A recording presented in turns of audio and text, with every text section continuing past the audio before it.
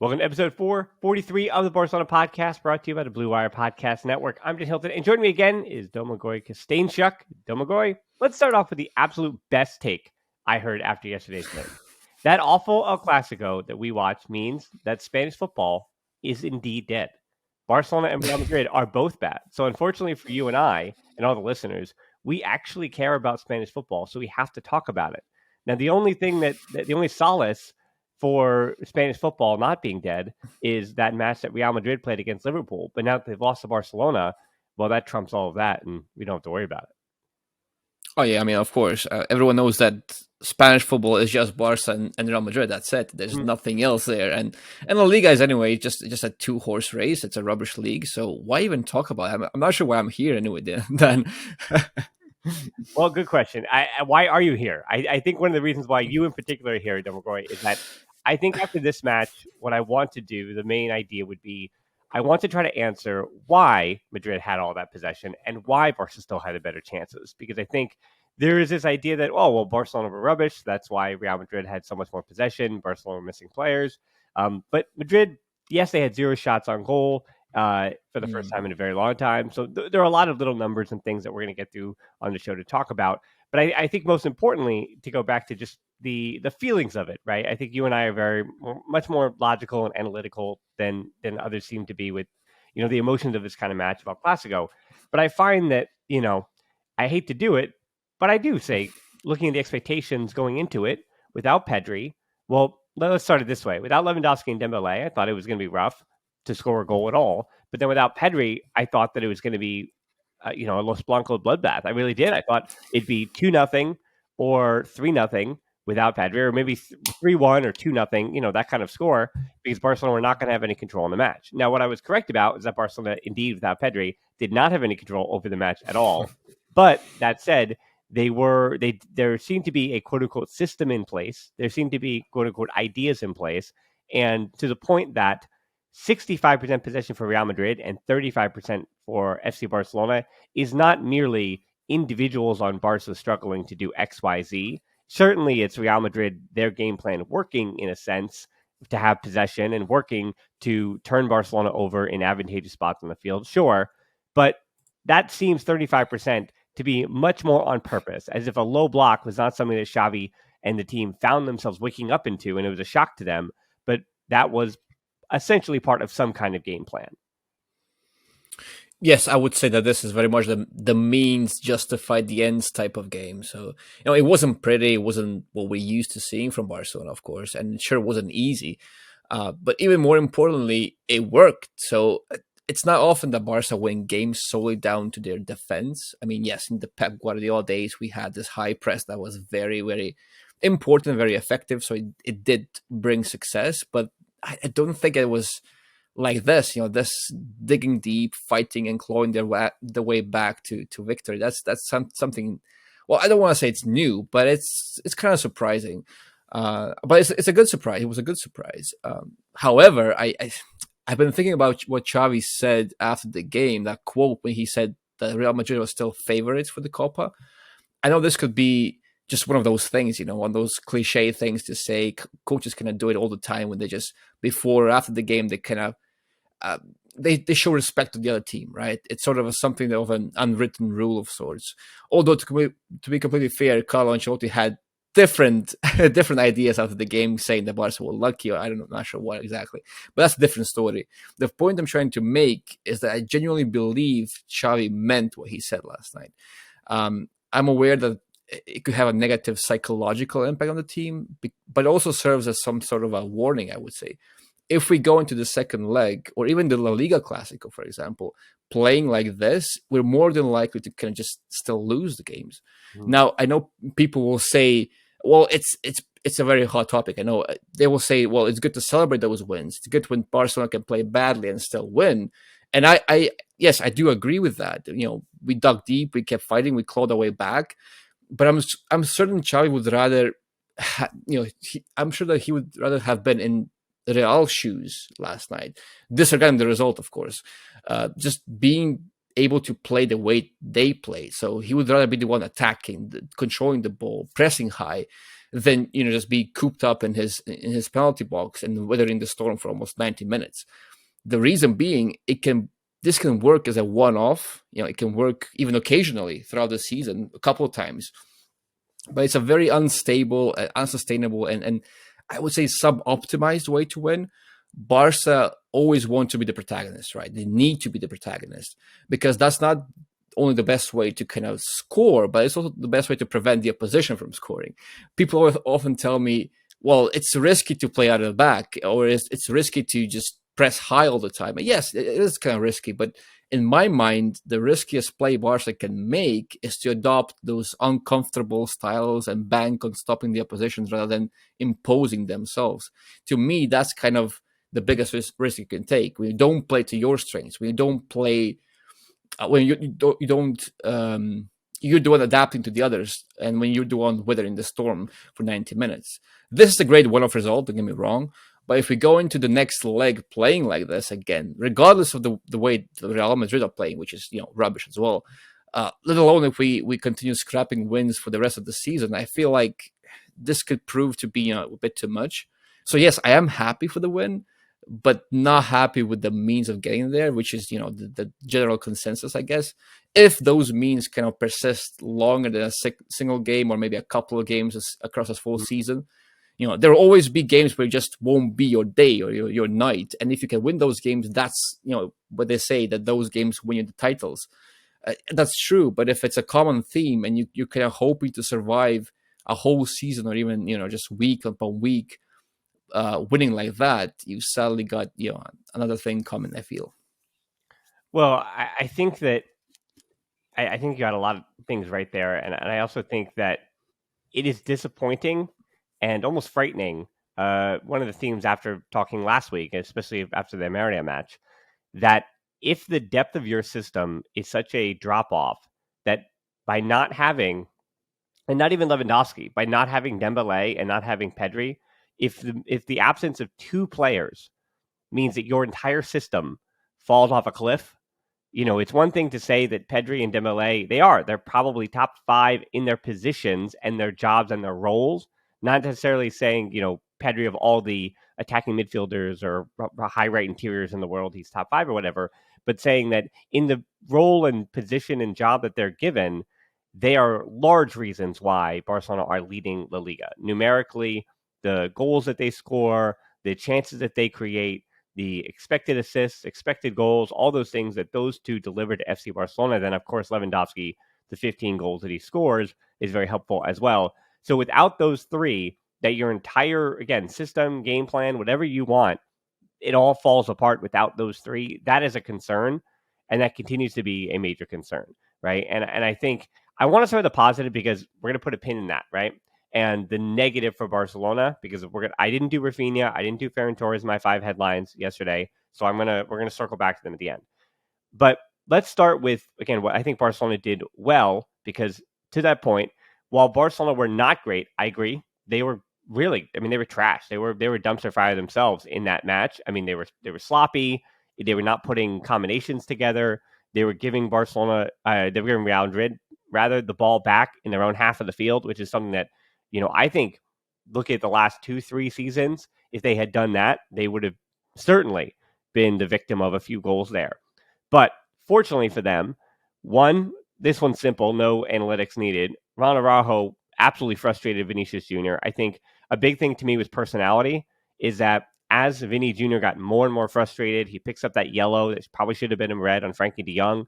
And as he was getting more and more irritated, it seems like Real Madrid took on his characteristics or his feelings, and they got frustrated and they started falling down and getting frustrated and all that. And then Barcelona, in their same way, they were complaining and falling down and getting frustrated as well. But it seemed like they took on the personality of Araujo in that matchup, because Barcelona they stood pat, they stood calm. If anything, it was the same thing with Ter Stegen.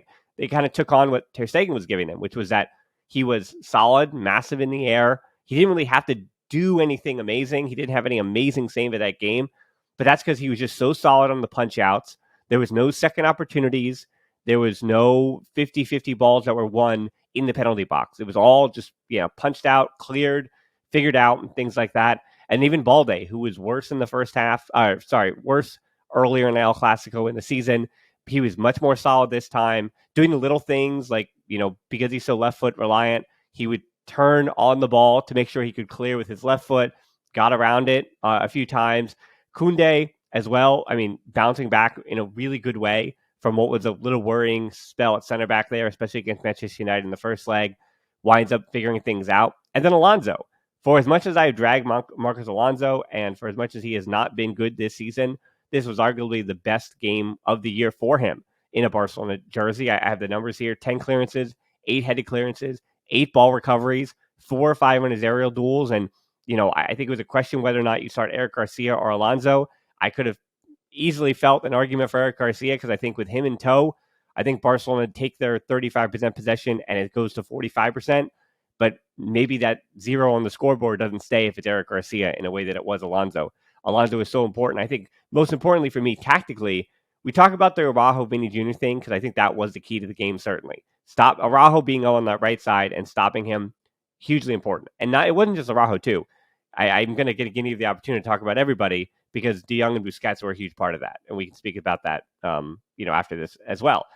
But their ability to communicate and kind of hand him off as that second half adjusted and Vinny came more to the middle, the way that Busquets and De Jong would drop even deeper. That's why Barcelona, their possession was worse in the second half, because the adjustment that Ancelotti made was to bring Vinny Jr. to the middle. And while he did not have as much space to operate, he's not going at you and dribbling in a 1v1 situation, Ancelotti was banking on him being a little more comfortable in the middle, away from Araujo. Again, he wasn't afraid of him, but just changing things up of what wasn't working. He was hoping that there'd be little combinations that were going to make it work in that middle, but it didn't happen because De Jong and Busquets, not say handled him, but they handed him off quite well and closed down that space quickly and cleared him off. Meanwhile, that meant that Koundé and Alonso had to get Benzema right, and they did.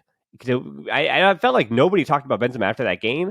And if I'm a Real Madrid fan, that would have been my major concern, is that somehow Benzema, you got completely stopped by Marcos Alonso. And I think it's the little intangibles like communication that were so impressive to me. Like that defense only holds firm if Araujo is speaking constantly, is in constant communication with handing off Vinny Jr. to De Jong and Busquets. And if Koundé and Alonso and Ter Stegen are constantly aware of Benzema's positioning. Same thing with Fede Valverde too, when he would come inside. If Balde and Alonso are not totally on their game with Busquets in tow to figure out, hey, where is Valverde? And then where is that space opening up for Carvajal? Who's going to go out to the man? Those crosses too. Real Madrid crossed a million times, sure, but there was always a Barcelona player, unlike Almeria, there was constantly a Barcelona player up in their grill and making sure that those crosses did not get off to any advantageous position, or more importantly, they were funneling everything to Ter Stegen's near post, and he was in the proper position every time, stepped out on his line where he needed to be to cut out every single low cross that came in near his goal. And so defensively, while you could say, Real Madrid were toothless, 0 shots on target, they had no ideas. Sure, they had no ideas, no rhythm. They were taking way too long on the ball, and that meant everything was going slowly. That being for Real Madrid, sure. But I think Barcelona were also doing all they needed to do to make sure those things happened. Yes, I would definitely agree with all of that. It's weird, right? The psychology of the whole thing when you have leaders on the pitch. For Barca, that was definitely Araujo because they were defending most of the time. So obviously, the defender, your best defender, is always going to be your quote unquote captain, not officially, but just the leader in performance. So they kind of got their characteristics off of Araujo, and Real Madrid being the protagonist, being the attacking team, they kind of felt the same way as Vinicius or Benzema. One was invisible and barely even impacted the game, and the other one was visibly frustrated because he just couldn't get a break. But yeah, this is very much the case of kind of controlling the space rather than controlling the ball. And even though you don't have possession of the ball, it's not you. So it's not you who's controlling the game. But if you control the space where the opposition moves and the way they attack, it's indeed you who's controlling the game overall. Of course, this was a collective effort as a whole, as you mentioned. But when you look at the way this team defends when Araujo and Koundé are available, for example, Barcelona's defensive records immediately start making more sense.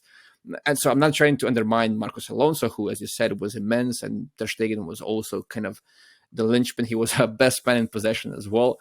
But, seeing Alonso over Eric Garcia, this is one of those decisions that at first doesn't sit right with you, but then it was vindicated. Xavi did get it right. Adding that extra layer of experience, extra layer of physicality, perhaps, and sacrificing the in possession attributes, because how much more can Barca do with extra 10% of possession? Probably not much. But how much did Alonso contribute defensively off the ball as compared to what Eric Garcia might have done? It's just one of those things. But I do feel like Araujo and Koundé, alongside Ter Stegen, of course, carry the most burden in most games that we would kind of defend well. And Barca's deep block was very good, as you said. It was compact. That was the thing. And this is something that I often talk about. Barca would rather be pressing high because they're not really comfortable dropping deep inside their own half and just being there for the full 90 minutes and relying on having good defenders, because that's, Barca as a team can defend well, as a collective, but they're not exactly made out of excellent or maybe world-class defenders, individual defenders. That's rarely the case. But now you have Araujo and Koundé, for example, who are world-class individual defenders.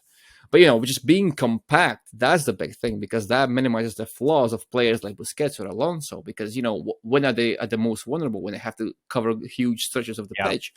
And it kind of emphasizes their strengths in which is reading the game and reacting to it and communicating. So Barca were very flexible in switching structures depending on the height of the block and the intensity of the block. And we're, again, very comfortable just dominating the area in front of the box or the whole box itself.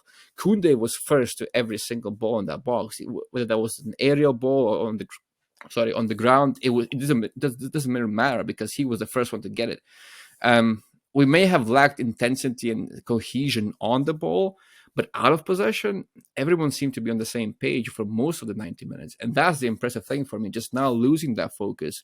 And yes, we can talk about Real Madrid not being exactly on it and not being that great on the ball either. But this is very much the case of Barca just being extremely, extremely committed and extremely on the same page. It's a collective thing with individual brilliance kind of sprinkled across the pitch. That matters in these situations. And I feel like this is a huge step towards, it might be a one-off. As I said, it better be one-off, because I don't think we can sustain this. I don't think we can play this week in, week out and expect the same performance to be carried over to the next game. I don't think that's possible or even desirable from Xavi or anyone on that team. But to be able to go through these games, because these games will always happen. You will always have games where you won't have control, when the opposition will have the momentum, they'll have the crowd, and you have these situations where you have half of the team injured and you won't have your best players available.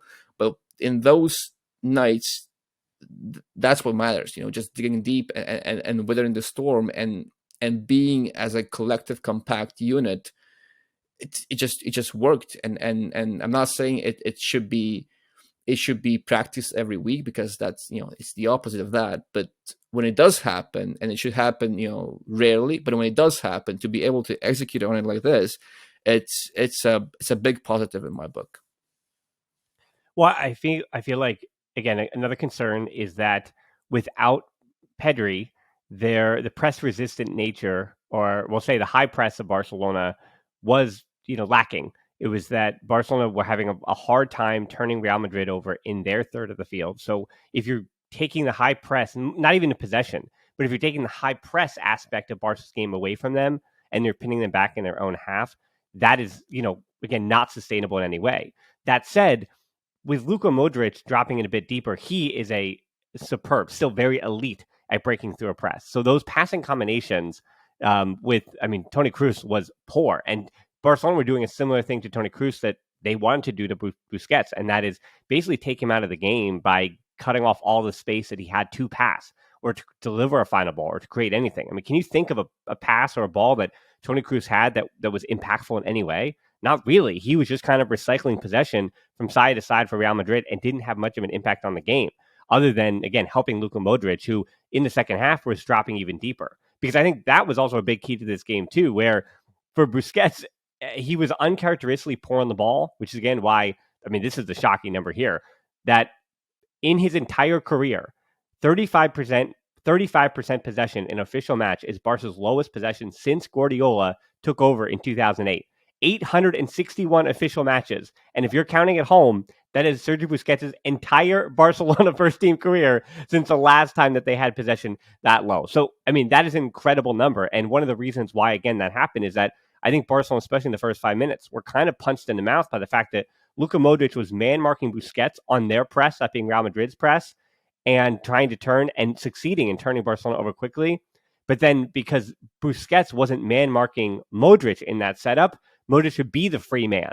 And that's what made Modric so dangerous in that first half. But again, because Barcelona were so willing to be compact in that low block, as you said, and so organized, Modric, you could tell the team, that being Real Madrid, was getting more and more frustrated. And so Modric would drop deeper in the second half. And as we know from the years with Messi, really those last 2 years, if you can convince that dynamic playmaker, the guy who really has the best final ball, if you could get that guy to drop in between those center backs to collect the ball, you've kind of done your job, right? And now you're saying, hey, Danny Carvajal, are you going to be the guy to beat us today? No, he's not. And he wasn't. And so if you can make Danny Carvajal be the one to deliver the final ball instead of Luka Modric, you've kind of done your job. And so with the second half too, the adjustment that Xavi made was to have Busquets actually go farther forward even, and to defend Modric farther forward. And that meant that Kessié in behind, and that being De Jong in behind, they had to get it all right. And I think that does perfectly lead me to talking about De Jong, because while the first 5 minutes was horrifying, of course, Barcelona, I don't think they had the ball in Madrid's half of the field in the first 5 minutes. And I was like, through the first 5 minutes, I was like, okay, this is exactly how this is going to go. And Barcelona are in a world of trouble. But in the case of Frankie De Jong, that being his teammates, I think Kessié had one, Balde had a few, and Alonso, they were leaving him out to dry. There were a ton of passes that, as we talk about, it's not a matter of did the pass get to him. It's the quality of the pass that you left your teammate with. And they would give him a ball where it's not that he did anything wrong. It's not that he didn't receive it well. It's that it'd be a foot or two to his left or right, and he has to slide in just to keep possession or to get it out of bounds, or Real Madrid are going to be off to the races. And so his teammates did not put him in a spot to succeed.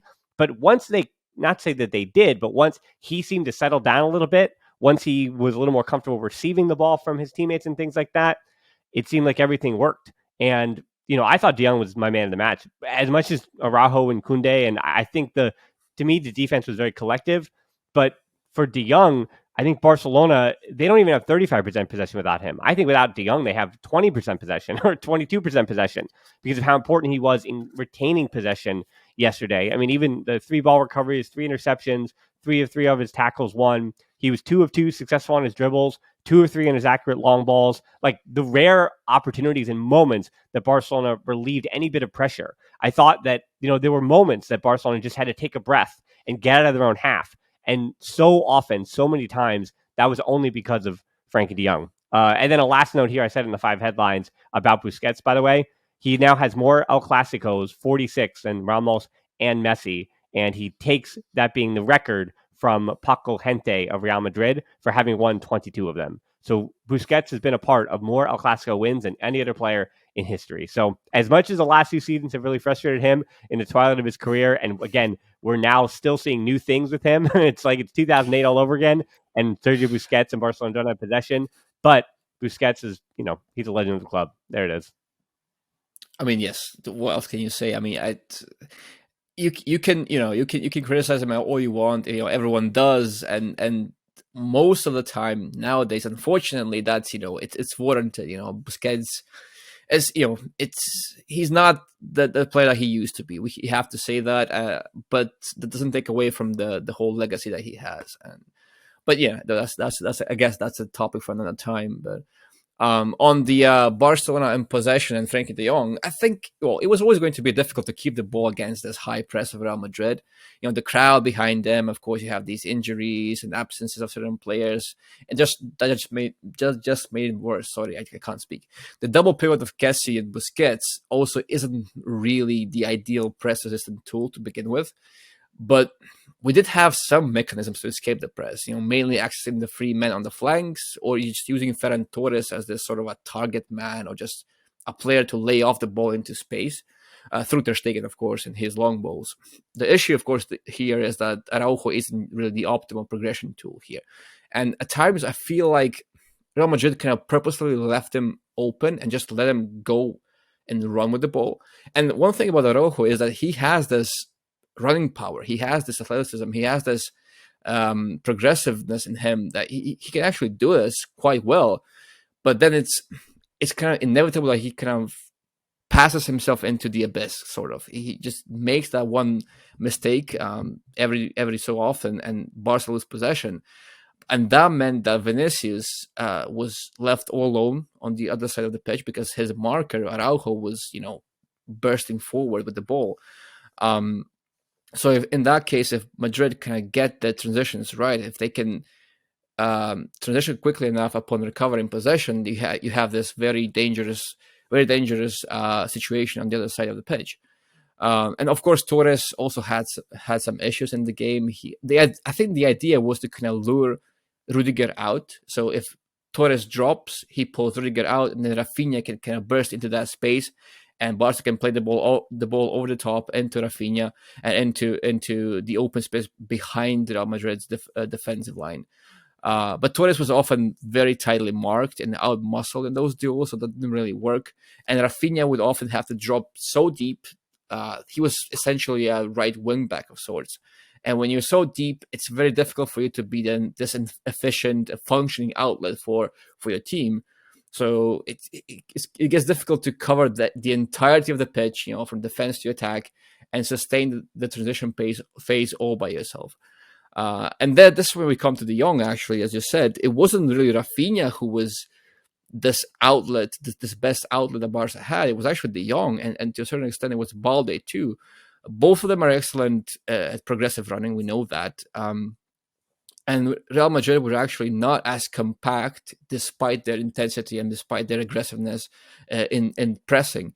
So instead of being kind of instead of banking on those transitions through the flanks and through sheer pace, Barca kind of used Frankie's straight line running power to blitz through Real's middle of the pitch, and they progressed the play that way.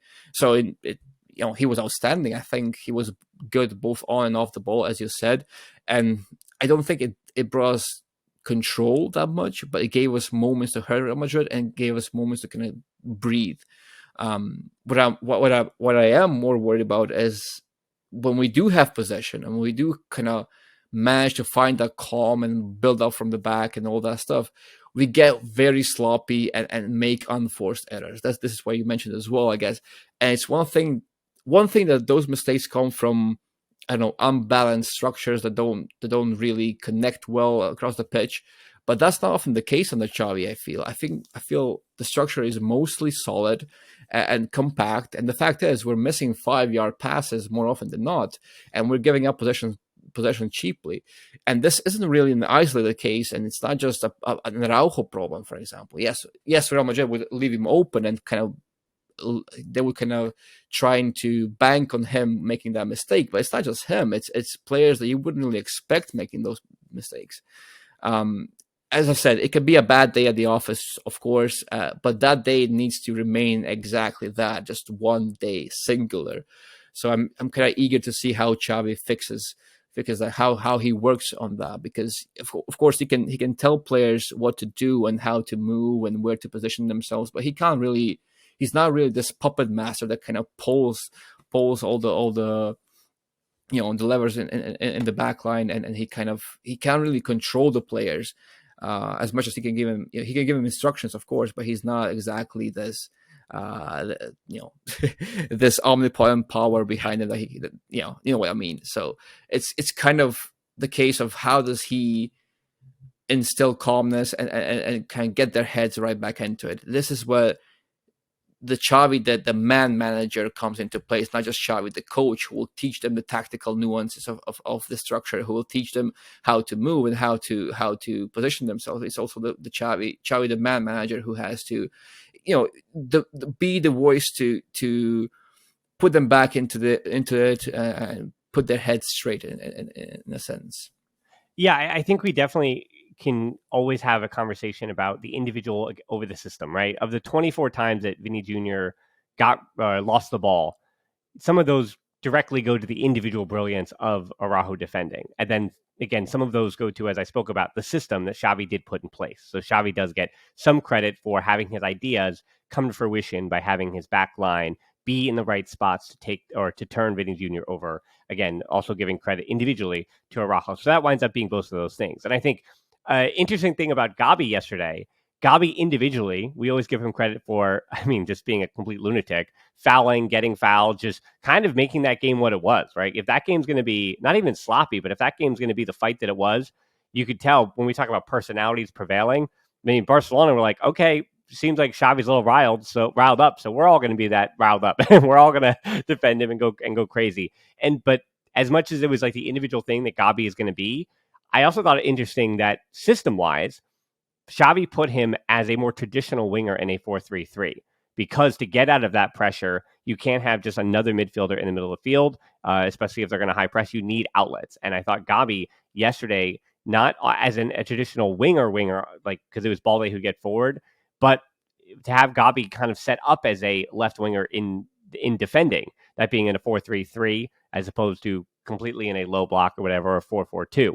It was more so he would drop in as, that low man on the left side if Balde got forward, and he would try to push forward as far as he could to try to pin back Carvajal as well, which was really interesting because we know he's not going to hold up play there on the left wing or go at anybody in a 1v1 situation. So it's kind of like waiting for Balde to come forward. So I thought that was Xavi's attempt at trying to create a little bit of width if he could, right? Because Barcelona weren't really attacking in a 3-2-5. They, again, were attacking in a 4-3-3. Which also puts a lot of onus. And you mentioned Torres and Raphinha. And the response after the game for individual players was really only negative, I think, at those two individuals, because the issues and the problems that they had individually in 1v1 situations were extrapolated because of the few opportunities they had, right? Like I have in my notes here, 19th minute was the first time that Torres actually really got any part of the ball. It was the only time, like I couldn't blame him for anything until the 19th minute when his first opportunity he had to have any even moment on the ball. Again, Koundé, he misses, this is interesting too, because Koundé misses the long transitional diagonal ball out to Raphinha, and you can see Raphinha put his arms up and say, I was open, why did you hit that to me? Instead, he gets a line-breaking pass through the midfield to Torres. Torres gets onto the ball for the first time in the game, but then he takes way too long on it. It was as if he had said, oh, finally, the ball, it's here, I have it, and then he wound up taking too long with it, and the first time he gets an actual more than one touch, the ball's gone because two or three players from Real Madrid just circle him, take it away from him, and then he's left going, oh no, I lost the ball, and frustrated himself. And then you go forward, I think, was it the 61st minute, Raphinha gets stripped by Camavinga when Torres plays his third good ball of the day, or the second good ball of the day, through to him, and Barcelona don't get a chance. And my frustration in that moment, and this is why I was frustrated with Raphinha yesterday, it's not that Raphinha would give the ball away. It's that Barcelona, as I said before about De Jong, Barcelona had 8 seconds to breathe or 5 seconds to breathe, and Raphinha loses in a 1v1 situation in 75% of the field, not even at the corner flag, but 75% of the field has it taken away in a 1v1 situation like by Camavinga. It's one thing to have them outnumber you and slide over in transition, and you can't get you're stuck on the sideline, and there's two Real Madrid players taking the ball from you. Losing the ball in that situation is one thing because you're being asked to do probably more than you're comfortable doing. But by going right at Camavinga and losing the ball when he was transitioning to left back, again, that means that 2 minutes later, even he dribbles the ball out of bounds. So that means your teammates are consistently trying to win the ball back for you if you can't win those situations, right? And that's where that frustration came in. And then in the case of Torres as well, where in the middle, it didn't make sense. It didn't work for him. and then he's pushed out to the right wing, and it makes a lot more sense. And you see that, okay, finally, Ferran Torres, it felt like he found his feet. I mean, even the best combination that those two had was, well, it should have been a better combination. Raphinha, that late cross, his last touch of the game, that cross that was intended for Torres, he just hits it a bit too hard, and it's a bit too close to Courtois. But Torres was in on goal. He was onside, and Raphinha delivers a better ball. Barcelona are up 2-0 in that game. Another argument I want to make, I'm going to let you talk about the goal, actually, because I want to talk about the other non-goal. And Ansu was discredited for blocking Kessié's second shot that should have been 2-0.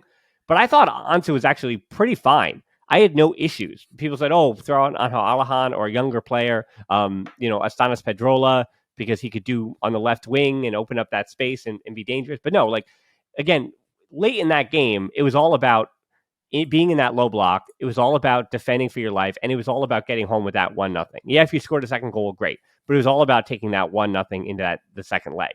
And Ansu Fati's defensive composure, that's what I want to say, composure in that second half when he came on was important to closing out that game. And on that Kessié almost second goal as well, not only did Rudiger push him in the way, like you watch two hands on the back of Ansu pushing him in the way of Kessié's shot. So fair play by Rudiger to have that wherewithal of knowing what was coming. But I thought Ansu pulled Rudiger deep into his own half to allow that space for Kessié to run into. We start there. And then that ball from Torres was fantastic as well. And so for Ansu to kind of been in that spot, if it hits him right, it goes off him and it's a goal anyway.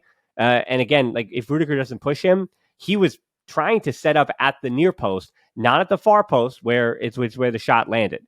So for Ansu, I just wanted to defend him. People can say, oh, Ansu didn't do anything. I don't think Ansu was given anything to do because Barcelona were defending even more so for their lives in the last 10 minutes. But, I think it's, again, fair play to Rudiger to kind of push him in the wrong spot. So I was less concerned about Ansu than I was more frustrated at Torres in the middle and Raphinha out to the right. Because at some point, it's true. I feel like every criticism of them is about their price tag. And everybody I bring on, every new person who doesn't listen to the podcast, so I'm not saying my guests don't listen to the show, but sometimes my guests don't listen to the show. And so the one thing they always bring up is, hey, it's fine if he was 20 million or 15 million or came from the academy or whatever, but because Torres was 55 million and because Raphinha was 62 million when all was said and done, because of those price tags, you have to expect them to be better in 1v1 situations, and you have to expect them to be better in, figuring something out offensively. And so I definitely hear the criticism of those two players in that game. But for me, there's always a difference between criticism of a match like that and individual matches that they've had this year and get them out of my club. Because I go back to Raphinha over and over again. He has these matches and you have the call to arms to say, hey, if Barcelona need to shed salary, they've got to get rid of Raphinha. And I've said it before. If there's a good offer and the offer is high enough, then sure, sell Raphinha on. But when it comes to the depth up top, he had the most goal contributions of anybody. What was it? From the middle of January to the middle of February, he had more goal contributions for Barcelona than anybody else. And so I know it looks in 1v1 situations like he can let you down over and over again. But he defends for his life. He works hard defensively, especially when Barcelona are pinned back as this fullback, basically, this wide fullback more than he does as a winger. And then he does contribute to goals, even though that part in the middle seems to be really, really frustrating. And I do hear that. And so I do think there's a difference between he played poorly, or when he plays poorly, we criticize him fairly, and saying, hey, he's not good enough to be at FC Barcelona, sell him on, get him out of my club because of his price tag. I think there's room in the middle to operate in. I just feel crazy having to only operate on the margins. Yeah, it is. I think that's always kind of the case with Barcelona because that's the price of success, right? If you're going to play for a club like Barca, of course, you have to be able to handle not just, on the pitch stuff, but also off the pitch stuff. There's always constant pressure to perform.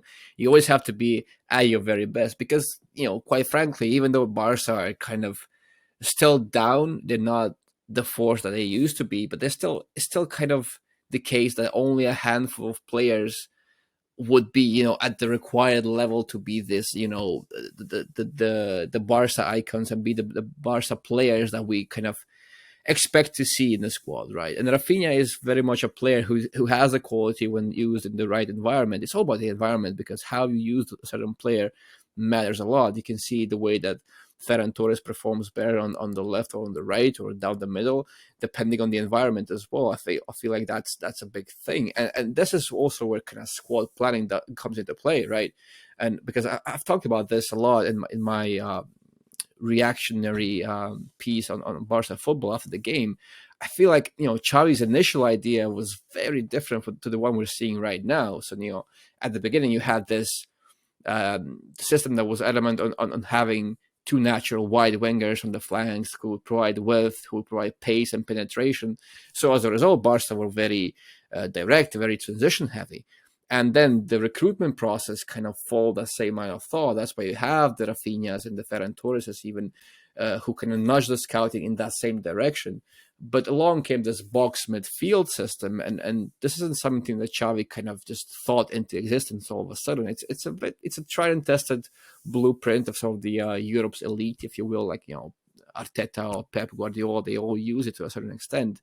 They use it slightly different, of course, but it's a shape that kind of enables easier progression and defensive and offensive control, since it's easier to stay compact in that shape.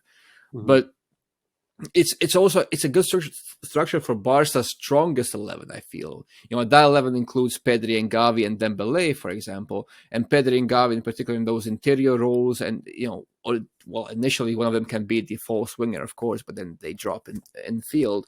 But when you remove those players, or even just one of them, this is what you kind of alluded to before, the whole system kind of dwindles. The quality inevitably drops, and you kind of lose power here. You cannot really expect, or should not expect, to have the same results with Kessié and Sergio Roberto, and even Raphinha to a certain extent, as opposed to having Pedri, Gavi, and Dembele. And that's not to say that these players, like the Kessié and Roberto, they don't have their use. They certainly have, and Xavi knows this. But it's different, and it's far more situational, I feel. But now that Xavi has changed the system to this box midfield, he finds the squad a bit lacking sometimes. And, just an injury or two, or maybe a suspension can easily disrupt the whole balance of the structure. And that can signal an error in recruitment, because, suddenly the team lacks the technical quality or the right profiles to execute this successfully beyond the strongest 11, the Gala 11, or whatever you want to call it. So I said that it's sub-optimized at best, because it can work, but not as well as your obviously your strongest 11 would give you. But at worst, it's kind of lacking. It's and this is, for example, when people will start shouting, "Oh, what about Pablo Torre, for example?" But it's a very unforgiving situation for Xavi, if you ask me. I mean, had he played someone like Pablo Torre, and Torre was thrown into the fire like that, chances are he would buckle under the pressure, and everyone would blame Xavi afterwards. Why would he do that to a youngster like that? But if the opposite happened, sure, Torre would be highly praised, and Xavi would perhaps be hailed as this brave genius or something. But that's the type of risk that you should try and avoid, I feel like, in a game like a Clásico, and especially given the circumstances. Besides, I don't think that Torre, as talented as he is, would turn this game completely around had he been picked. It would just be likely him defending just like everyone else. But as the Alonso over Eric situation kind of proves, sometimes it's good to have more experience and more physical presence in these situations. I've kind of went off topic here now, but this is kind of. I feel. I mean, I think for Xavi, I think the youngster to be used yesterday would have been Marc Casado. Actually, would have been the defensive midfielder who actually, for as poorly as the Barcelona U19s crashed out of the UEFA Youth League the day before, Casado was one of the few bright spots in that game, believe it or not. So I think Casado may have had a role to play as not only defensive midfielder, but he's also 21. So he's a little bit, let's say a little more seasoned, but he is one of the quote unquote veterans for Barcelona B. So that would have been his kind of role, his kind of job, though he is still very green. And as we talked about before, his ceiling is a little less than what you'd expect from some of the other players from that UEFA Youth League, like Lamine Yamal or one of those other, we'll say, high level prospects or whatever it is. Yeah, certainly. And I think almost leading to the goal too, it's interesting because I feel like Kessié was a huge part of scoring the goal, right? It didn't go to him. It was an own goal for Militao, sure. But it's interesting that we didn't really talk about Kessié. And as I'm trying to take notes, and I'm like trying to watch him on the field. I'm like, where is he? What is he doing? What is happening with Kessié? And I think the level of Kessié where he is just about what he's going to do as a contributor for FC Barcelona. And that is what makes, again, the concern that if you have an opportunity to swap out in the summertime Kessié for 15, 20 million euros, and you find that Bernardo Silva 45 million or something like that, right? Because of his age and the state of his contract, that you find a way to get him for 45 million, right? Then obviously you take that. You take 20 million and you say, hey, that's what we're in theory paying by selling Kessié on. And I know, yes, the financial issues, 200 million euros is what Tebas is saying. And I know Tebas has things to say every single week. Sure. But I think, I think of that meme, that X-Men Wolverine meme, looking at the picture, right? The old character Morph, that Bernardo Silva, there's a reason why all summer long, every day we heard, oh, Bernardo Silva, Xavi wants him. The board is pushing for him. Like, Bernardo Silva is fighting to get to Barcelona.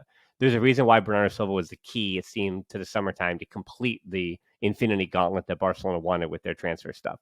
There's a reason for that. And that is because, again, going all the way back, bringing a full circle on this, that Barcelona survives a match like this without Pedri, but they don't survive, well, quote unquote, have to suffer the way they did if Bernardo Silva is available. And that said, if Bernardo Silva was available or for a transfer over the summertime, Kessié would have been gone in January, right? Like that's how those moving pieces work. So then you're going through this, the domino effect of then if Kessié is sold in the summertime and Barcelona still struggle with Bernardo Silva in tow today or yesterday, does Barcelona even score that goal because of how important Kessié was? Just kind of becoming a battering ram.